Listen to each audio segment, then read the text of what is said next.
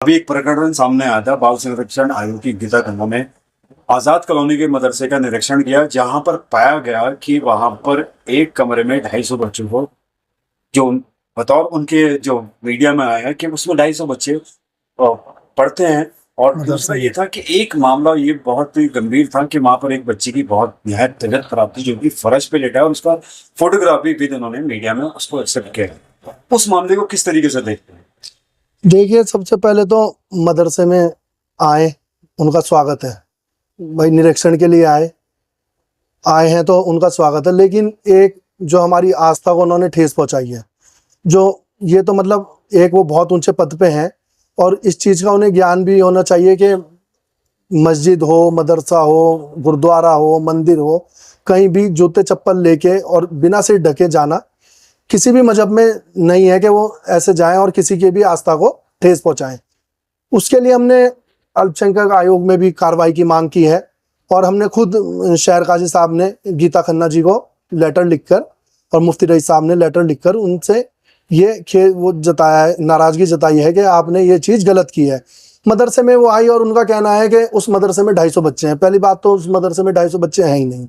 ये साफ तौर से उनका एक झूठ, और उनका कहना कि एक ही कमरे में 80 बच्चे, वहाँ पे मौजूद ही 40 बच्चे थे, तो 80 बच्चे कैसे हो जाएंगे? उस मदरसे में जब वो पहुंची तो वहाँ 40 से 50 बच्चों के बीच में थे, तो 80 बच्चे एक ही कमरे में कैसे हो जाएंगे? फिर उनका कहना है कि एक बच्चा बहुत बीमार मिला और बहुत अलग अवस्था में मिला। तो ऐसा है, मैं अपनी बात कर लूँ, हमारे भी बच्चे हैं, जब तबीयत खराब होती है, वो तो एक मदरसे चलाने वाला, आपको पता है, चंदे से, ऐसा तो है नहीं कोई उनका अपना फंड है, चंदे से मदरसे चला रहे हैं। उसके बाद उन पे कोई ना तो किसी सरकार ने उन्हें ऐसा कुछ दे रखा जो वो इतना इंतजाम, बच्चे तो दरी पे ही बैठते हैं, ठीक है। उनकी तबीयत खराब हुई, वो बच्चा वहाँ पे लेट गया, ठीक है। दवाई, अगर ज़्यादा तबीयत खराब होती, उनका कहना है कि 30 बच्चों को ले जाएगा जिनकी ज़्यादा तबीयत खराब है। अगर ज़्यादा तबीयत खराब होती तो डॉक्टर दून हॉस्पिटल से रात को ही एक खुराक देने के बाद छुट्टी नहीं करते। अगर ज़्यादा तबीयत खराब होती, कोई पर्सनल डॉक्टर नहीं थे, सरकारी डॉक्टर थे जिनके पास ले जाके इलाज करवाएगा, और ले जाए भी इसी वजह से गया कि कोई ज़्यादा दिक्कत ना हो, लेकिन डॉक्टर ने एक खुराक दे के उन्हें छुट्टी कर दी। लेकिन उसके बाद उनका लगातार बयान आना कि मानव तस्करी चल रही है, तो ये बहुत दुर्भाग्यपूर्ण है। ऐसी बातें नहीं करनी चाहिए मदरसों को। जो हमारी जो मुफ्ती रईस साहब हैं, वो हमारे शहर के एक बड़े रहबर हैं। शहर काजी साहब और मुफ्ती रईस साहब हमारे कौम के रहबर हैं देहरादून के।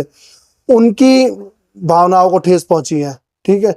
और साथ साथ उनकी भावनाओं को ठेस पहुंचने का मतलब कौम के हर एक मुसलमान को देहरादून के ये ठेस पहुंची है। उसके लिए हमने उनसे बोला भी था कि आप माफ़ी मांगे, आप जाहिरी तौर पे माफ़ी मांगे। आज मैंने ये सुना भी है कि अखबारों में ये आया है कि उन्होंने खेद व्यक्त किया है। सर, इसमें एक और सवाल खड़ा होता है, जहां पर उन्होंने अपने स्टेटमेंट में ये भी दर्शाया है कि मदरसों का पंजीकरण नहीं है अभी तक।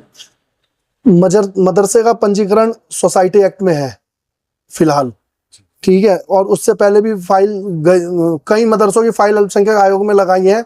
अब वो क्या है, वो अब एक बार जाके प्रोसेस में चेक करना पड़ेगा, और उसके लिए भी हम लगातार, हमारे शहर काजी साहब और मुफ्ती साहब भी और भी दिगर उलेमा इस चीज़ को बोल रहे हैं कि सब अपने मदरसे का रजिस्ट्रेशन कराएं, सब अपने मदरसों का रजिस्ट्रेशन कराएं। सर, जिस तरीके के ये तो मदरसे की बात होगी, लगातार गीता खन्ना एक अच्छा, एक हम भी कहते हैं कि जो प्राइवेट स्कूल हो गए या सब ऐसे शिक्षा के केंद्र हो गए, संसाधन हो गए, उन पर लगातार कार्रवाई की जाए।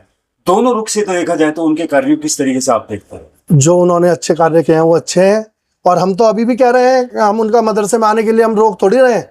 मदरसे, शहर में बहुत मदरसे हैं, हमने एक भी मदरसे में आने के लिए उन्हें ये नहीं कहा कि आप मदरसे में क्यों आए।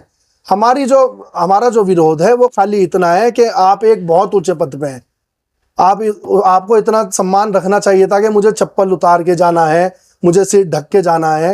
वो हमारी आस्था के साथ खिलवाड़ हुआ है। हम विरोध उसका कर रहे हैं, ना कि गीता खन्ना के मदरसे में आने का।